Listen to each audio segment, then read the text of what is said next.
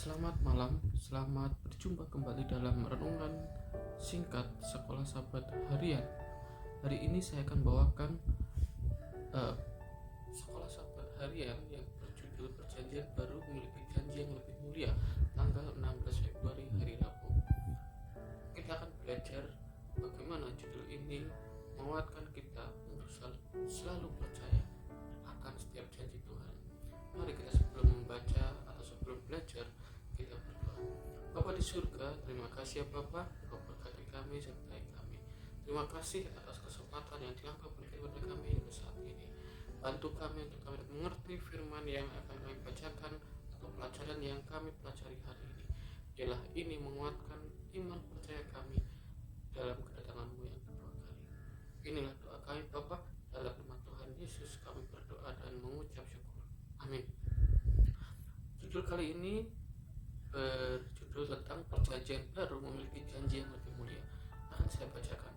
Mungkin kita mungkin tergoda untuk berpikir bahwa perjanjian baru memiliki janji yang lebih mulia, dalam arti bahwa itu memiliki pahala yang lebih besar daripada yang dimiliki perjanjian lama, tanah air surgawi, kehidupan kekal, dan lain-lain. Yang benar adalah bahwa Tuhan menawarkan pahala yang sama kepada orang percaya perjanjian lama seperti yang telah Dia tawarkan kepada kita. Ibrani 11 ayat 10, 13-16. Dalam Ibrani 8 ayat 6, janji yang lebih mulia adalah berbicara tentang berbagai jenis janji. Perjanjian antara Tuhan dan Israel adalah pertukaran janji resmi antara Tuhan dan Israel. Tuhan mengambil inisiatif dan membebaskan Israel dari Mesir dan berjanji untuk memimpin mereka ke tanah perjanjian. Nah, ternyata judul yang baru ini memiliki arti yang sama. Ketika Tuhan memiliki janji kepada orang percaya pada zaman Israel di perjanjian lama, ya, Tuhan yang judul kali ini berbicara tentang berbagai jenis janji Tuhan dari masa lalu hingga masa yang akan datang.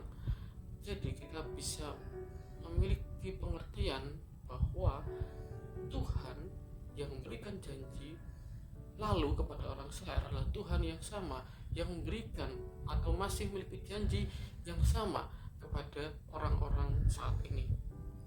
Selanjutnya saya akan bacakan. Perjanjian antara Tuhan dan Israel disahkan dengan darah. Darah ini ditaburkan atas mezbah yang melambangkan Tuhan dan 12 tiang yang melambangkan orang-orang. Orang-orang Israel berjanji untuk mematuhi semua yang Tuhan telah katakan. Itu adalah janji ilahi dan dituntut dari kita saat kita masuki perjanjian dengan Allah.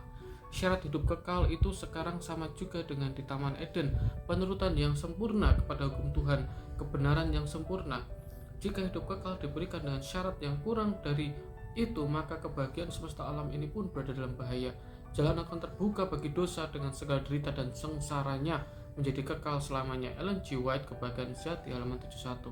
Tuhan memenuhi tuntutan mutlak dari perjanjian baru bagi kita karena Dia memberikan anaknya sendiri untuk datang dan menjalani kehidupan yang sempurna sehingga janji perjanjian dapat digenapi dalam Dia dan kemudian ditawarkan kepada kita melalui iman kepada Yesus.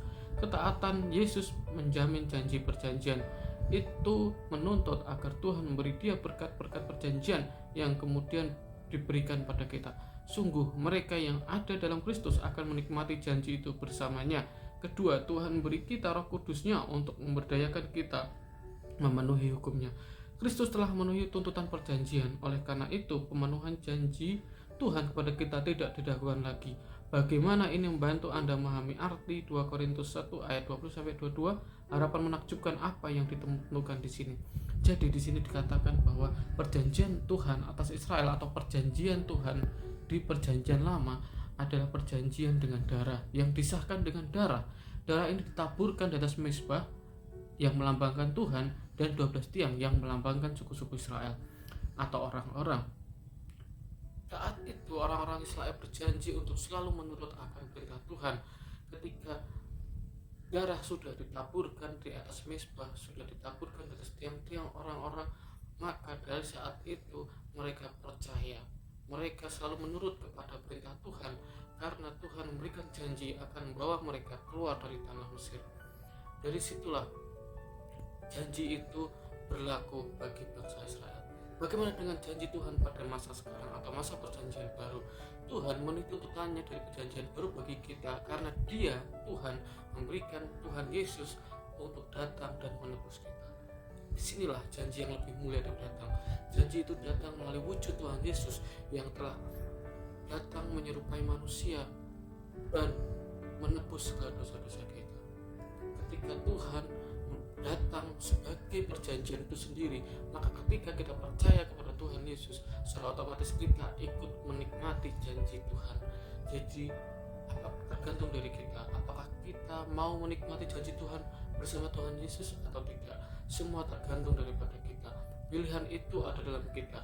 Ketika kita percaya kepada Tuhan Yesus, maka secara otomatis janji-janji itu akan digenapi dalam kehidupan kita. Kita akan menikmati janji-janji itu bersama Tuhan. Tuhan akan memberikan Roh Kudus-Nya untuk membuat kita memenuhi hukum-Nya. Biarlah renungan singkat sekolah Sabat ini membawa iman percaya kita semakin hari semakin dekat kepada Tuhan. Saya bawa dalam nama Yesus. Amin.